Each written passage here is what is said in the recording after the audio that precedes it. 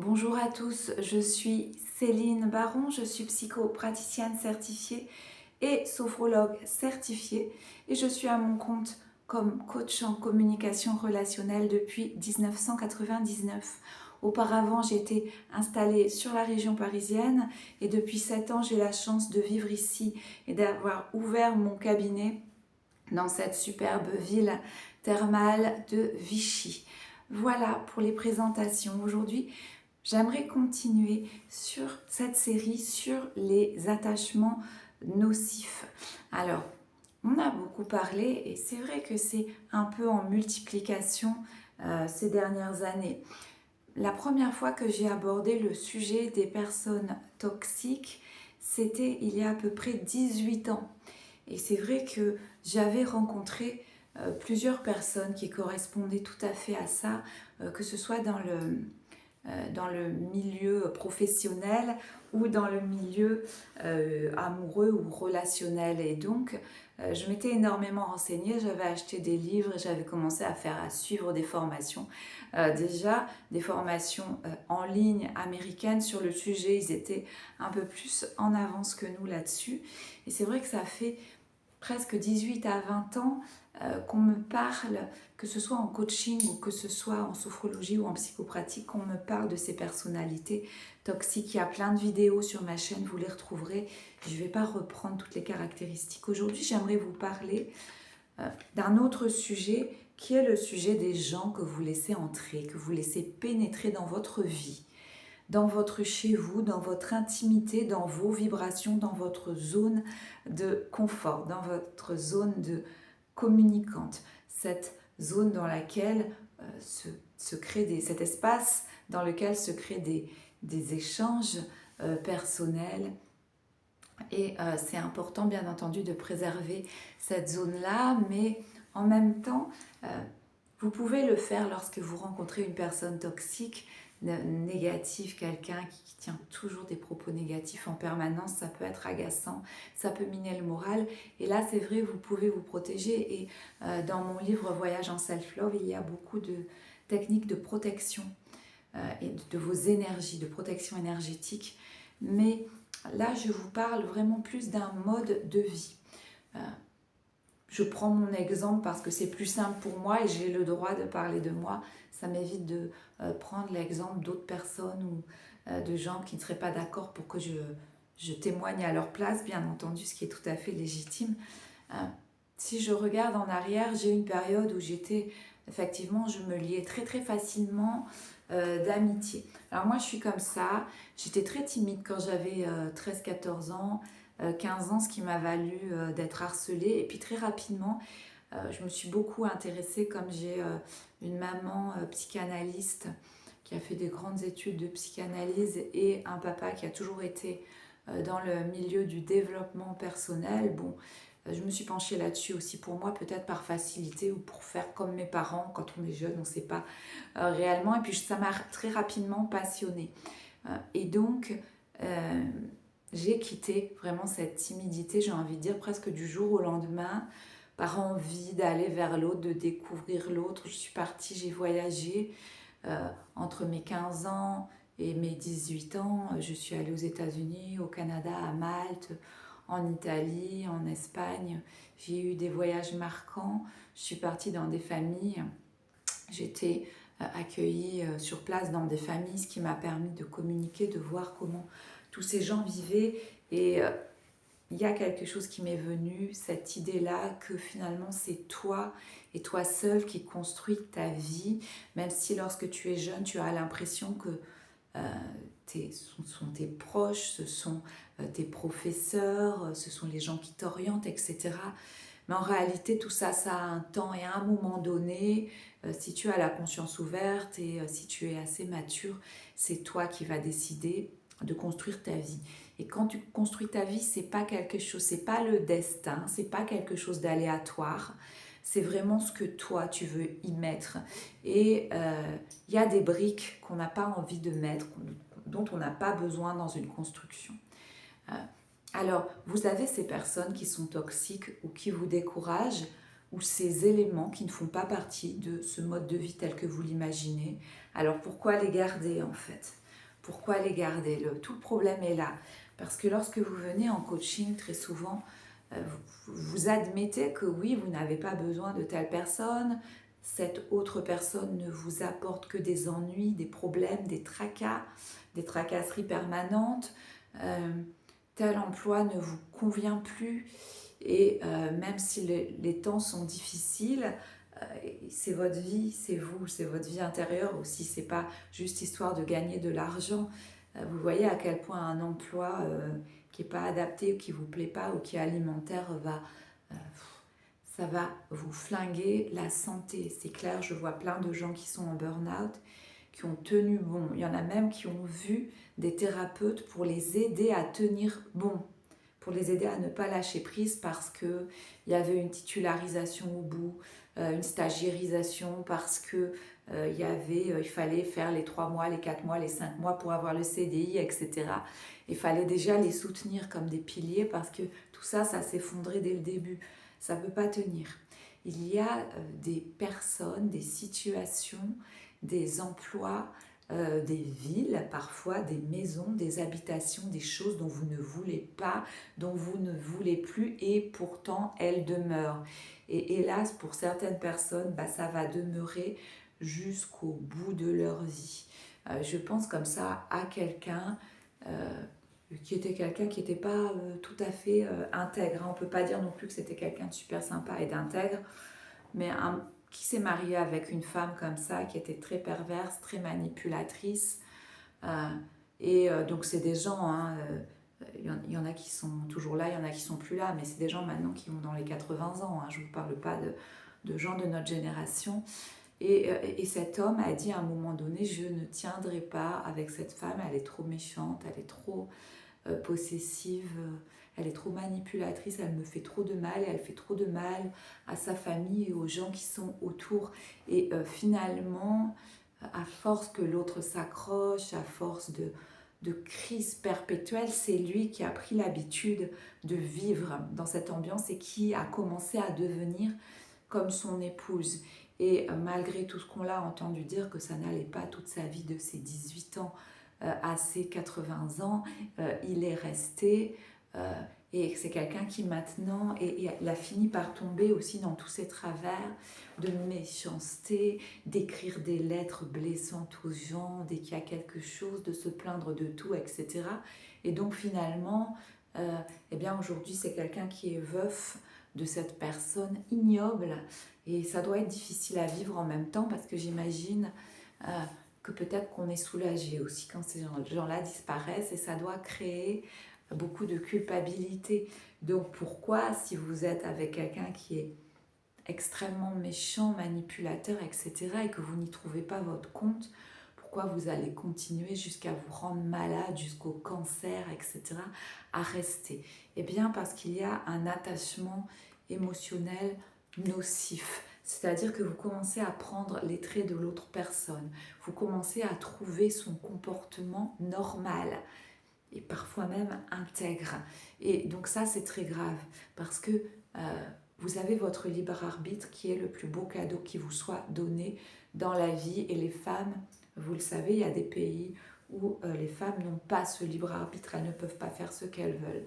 Donc nous, on l'a, et quelque part, il y a des femmes et des hommes aussi qui s'essuient les pieds comme un paillasson sur ce libre arbitre, c'est-à-dire qu'ils ne prennent pas en compte la chance qu'ils ont de l'avoir et de le posséder. Alors c'est pas mon cas, très jeune, je me suis dit que voilà, je voulais plus de personnes toxiques, de situations complexes, etc. Mais c'est pas venu d'un seul coup, c'est venu progressivement. Et à l'heure actuelle, j'ai 50 ans, donc vous voyez, je peux dire que ça fait 20 ans que tout ça s'est stabilisé et que c'est stable. C'est-à-dire que les gens qui étaient toxiques, ça a été difficile pour certains. Certains faisaient partie de ma propre famille. Mais quand vous faites des études et qu'on vous jalouse, quand vous écrivez un livre et qu'on vous jalouse, quand vous ouvrez votre cabinet et que vous êtes encore jalousé et que vous avez votre famille, alors je ne parle pas de mes parents, de mes enfants, de mon mari, des gens proches, un peu plus éloignés, et vous sentez que dès que vous dites quelque chose, ils lèvent les yeux au ciel, ils soupirent, ils vous disent tu devrais pas, tu devrais, ça fait à peu près Je suis à mon compte depuis 99 et depuis ce moment-là, j'entends que je devrais redevenir salariée. Ben non, parce que c'est pas dans mon plan de vie. Peut-être que d'être salarié, c'est dans leur plan de vie à eux, mais c'est pas dans le mien. Donc vous voyez, ces attachements émotionnels, nocifs, il faut pouvoir les couper et c'est pas facile parce que ça peut être culpabilisant et ça prend du temps. Mais pourtant, votre vie nécessite, vous savez, la vie, c'est comme construire votre vie, construire votre projet de vie. Je ne sais pas, moi je ne me voyais pas, je suis restée pendant 7 ans dans le 77 et puis dans le 51, dans ces régions-là. Je ne m'y voyais pas du tout, c'était tout plat. Moi j'aime ce qui est vallonné, j'aime la mer, j'aime les lacs, j'aime la montagne et je ne me voyais pas non plus vivre dans la patrie de mon mari qui est du sud, qui est de Toulon. Je ne me voyais pas non plus avec le monde qu'il y a dans le sud l'été, la chaleur qu'il y fait, etc. Je ne me voyais pas non plus dans le sud. Donc finalement, on a visité de nombreuses villes. Et ici à Vichy, quand on a vu les grandes maisons, années 20, années 30, le lac, les berges, les rives avec les petites guinguettes, les écoles, les rues propres, etc. On s'est dit, waouh, c'est sympa, la proximité du Cantal, du Puy-de-Dôme, les volcans, etc. Et tout ce qu'il y avait à faire autour, on peut tirer jusqu'au Puy-en-Velay pour voir quelque chose voilà, de différent. Quand on va en balade, on peut aller assez loin finalement, les routes ne sont pas encombrées. Donc on s'est dit, voilà, c'est là qu'on veut vivre et je pense on a mis 1 an et demi à réaliser notre projet puisqu'on est venu ici à Vichy. J'ai allaité encore mon fils, le petit dernier, il avait quelques mois et on est arrivé, il avait 2 ans. Donc bon, on a mûri notre projet assez vite, on a vendu notre autre maison, on a fait en sorte voilà, de pouvoir vivre la vie qu'on veut. On s'est mis, moi j'étais déjà à mon compte, mon mari s'est mis à son compte du coup. Parce que voilà, quand vous arrivez dans une ville, pour nous on avait envie d'être à notre compte, on n'avait pas envie d'être en recherche d'emploi. Moi, je l'étais déjà depuis des années. Et tout ça, c'est de la construction. Et au fil de cette construction, par exemple, il y a des gens qui nous ont dit mais pourquoi faire ça? Mais ça y est, vous avez une petite maison, vous êtes bien. Ben oui, mais maintenant, on veut une grande maison. Donc, et on est plus nombreux, voilà, il y a un nouveau bébé, on veut une maison plus grande, on veut un jardin, etc. Donc, bon, les gens vont toujours essayer de vous restreindre dans leur petite coquille à eux, dans ce qu'ils vivent eux. Et finalement, et ben, à chaque fois qu'on essaye de vous restreindre et qu'on essaye de vous forcer à faire, et ben, comme les autres, les gens vous forcent à faire ce qu'ils ont fait. C'est un attachement émotionnel nocif et ça peut être difficile de couper quand même. Il y a la peur du vide aussi. Alors, j'ai ressenti ça, j'avais des amis. J'ai toujours, je l'ai dit, beaucoup d'amis d'enfance. Et là, je suis allée dans ma petite ville parisienne d'origine. Et j'ai quelqu'un qui m'a arrêtée dans la rue et qui m'a reconnue. Et qui m'a dit, mais c'est incroyable parce que je t'ai pas vue depuis 20 ans, mais quand je t'ai vue, j'ai eu l'impression de revenir à l'époque. T'as pas trop changé, t'as toujours les cheveux longs, t'es toujours comme ça, etc. Et ça fait du bien de retrouver des gens comme ça, des piliers, des gens qu'on n'a pas vus peut-être depuis 20 ans, mais qu'on connaît depuis toujours.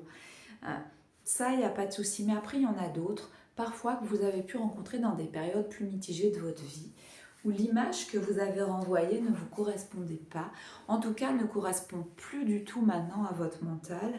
Et alors, ces gens n'arrêtent pas de vous renvoyer à ce que vous étiez peut-être auparavant et à vous faire comprendre que oui, vous étiez comme si vous étiez, dans mon cas par exemple, tu étais tellement timide, tu étais tellement réservée. Comment tu as fait? Qu'est-ce qui s'est passé? Pourquoi, toi qui étais si douce, pourquoi tu es devenue hyperactive?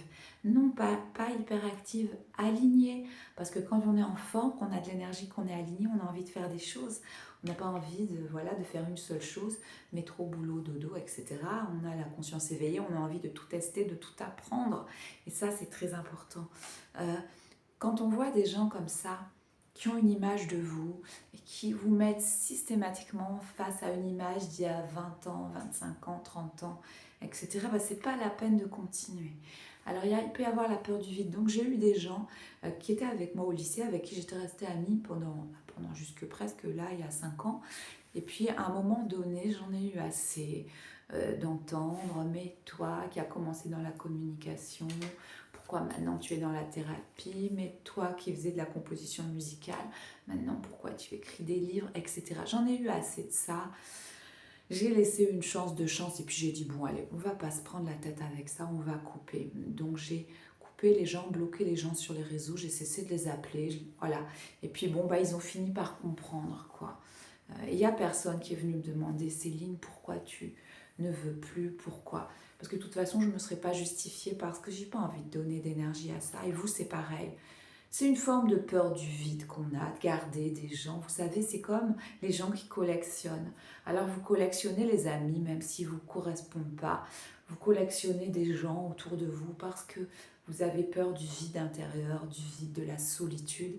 En réalité, si vous apprenez à faire de la méditation, par exemple, si vous apprenez à vous connaître, à aller au-delà de je suis, ces cheveux, ce corps, etc., vous n'avez besoin de personne.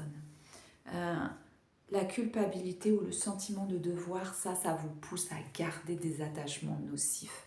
Ah bah oui, alors je sais pas, tous les ans, mon beau-frère vient à la maison et il est détestable et il me force, je dis n'importe quoi, il me force à aller à la pêche avec lui, il me force, alors que moi je déteste tuer les poissons, des choses que j'ai pu entendre.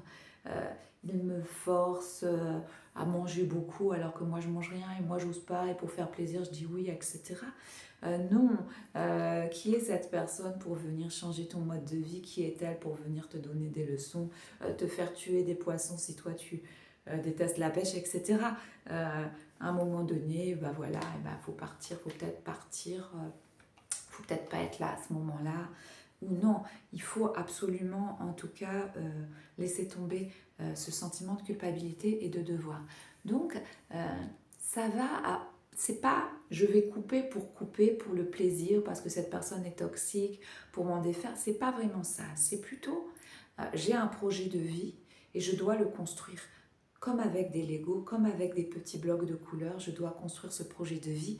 Et tous ces gens qui viennent autour me dire tu devrais pas, si j'étais toi, viens à la pêche avec moi, mange de la viande même si tu es végétarienne, pour une fois fais-moi plaisir, etc. Tout ça, ça rentre pas dans votre... Et encore, ce sont des choses pas très graves, ça rentre pas dans votre projet de vie. Moi, j'étais avec un pervers narcissique manipulateur. Et quand je trouvais des clients, si les clients étaient plus vieux que moi, ils me disaient laisse tomber cette mission, tu vas pas t'entourer de personnes plus vieilles que toi, tu vas être déconnecté de la jeunesse. Mais attends, moi j'ai un emploi, c'est presque il y a 20 ans, j'avais cet emploi de coach, je le développais dans la communication relationnelle, j'étais très contente, très heureuse, très fière de pouvoir aider quelqu'un. Et je ne vais pas commencer à sélectionner selon les critères d'un pervers narcissique manipulateur, d'un toxique qui vit dans une studette de 10 mètres carrés, qui a complètement raté sa vie en plus. Voilà, apparemment, quand on est complètement axé, on préfère mettre de l'argent dans des vêtements de marque, dans un dressing, dans des crèmes faciales à 90 €, dans des soins de manucure. Excusez-moi, quelque part, on a raté sa vie, quoi. C'est pas possible. Quand on dit bah non, il n'y a rien, cette force qui nous a créés, c'est rien du tout. J'ai rien contre les cartésiens quand c'est fait de façon intelligente, quand il y a de la réflexion.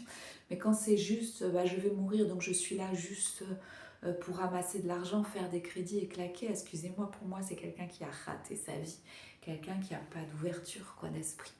Donc quelqu'un vous dit ça, il est dans sa studette de 10 mètres carrés et il vous dit ça alors que vous essayez de construire, vous voulez construire pas un château en Espagne, un château au Rajasthan par exemple, vous voulez construire un palais au Rajasthan, vous voulez construire un voyage dans le Grand Ouest américain, vous voulez construire une vie qui coule de source et là on vous dit non, ne va pas travailler avec quelqu'un parce que cette personne-là n'est pas de ta génération, attention, c'est n'importe quoi. Donc ces gens-là, il ne faut pas les garder. C'est un peu comme le jeu de construction, c'est Lego. Et puis au milieu, on vous met des patates. Vas-y, tu vas construire. Vous dites avec votre enfant, tu vas faire des Lego. Il manque des briques, alors on va te mettre des patates ou des pommes à la place. Ou je ne sais quoi, des morceaux de papier construits avec ça. Il va construire et puis sa forteresse, elle ne va pas tenir la route. Tout va s'effondrer à un moment donné. Vous vous coupez des gens parce que vous avez un projet de construction de vie et parce que ces gens ne correspondent pas ou ne correspondent plus, ces gens nocifs ne vous apportent plus rien. Imaginez que si vous mettez la pomme à la place de la brique, la pomme va pourrir. Et imaginez si la brique à côté est en papier, elle va pourrir également. Donc voilà, c'est pas couper, oh c'est dur, oh j'ai du mal, j'ai besoin d'avoir quelqu'un au téléphone. C'est pas couper pour couper, c'est couper dans le cadre d'un projet de vie. Évitez de vous faire du mal à court terme pour développer un projet à long terme. Peut-être ressentir une frustration de coupure maintenant, mais avec le temps, ça va céder ce sentiment-là et vous aurez la joie et l'épanouissement d'avoir construit quelque chose de beau, de solide, de grand, mais on ne peut pas construire ça avec des situations complexes, avec des gens trop spéciaux, trop toxiques, trop nocifs. Ça peut vous apprendre des choses, ça peut vous renforcer, mais ça n'a qu'un temps. Une fois que la personne vous a renforcé, que vous avez appris, hop, dehors à la porte, quoi. Voilà, donc c'était pour répondre aux questions qui m'avaient été posées sur la dernière vidéo. Et mais écoutez, j'espère que j'ai répondu. Attachement émotionnel, nocif, et pourtant on le garde, c'est pas bon. Peur du vide, travaille sur toi de l'intérieur, tu n'auras plus la peur du vide. Moi, je sais que j'ai quelques amis d'enfance et ils ne sont pas autour de moi à Vichy. J'ai 2-3 amis à Vichy, ça me suffit, j'ai pas besoin d'être entourée, je connais ma valeur, j'ai pas besoin d'arroser les gens à une soirée, d'avoir 300 amis autour de moi et de les arroser pour me sentir valable, quoi. J'ai pas besoin de validation de quiconque et vous non plus. La seule validation dont vous avez besoin, c'est la vôtre, quoi. Alors, si vous êtes sain, bien sûr, d'esprit, c'est la vôtre, quoi. C'est de valider votre vie par rapport à vos objectifs, à votre projet. Et culpabilité ou sentiment de devoir, ça va s'estomper, ça c'est pas grave. On peut lutter contre cette culpabilité et ce sentiment de devoir, non pas avec force, mais en s'engageant dans des projets intelligents et nourrissants. Voilà, à bientôt. Bye bye.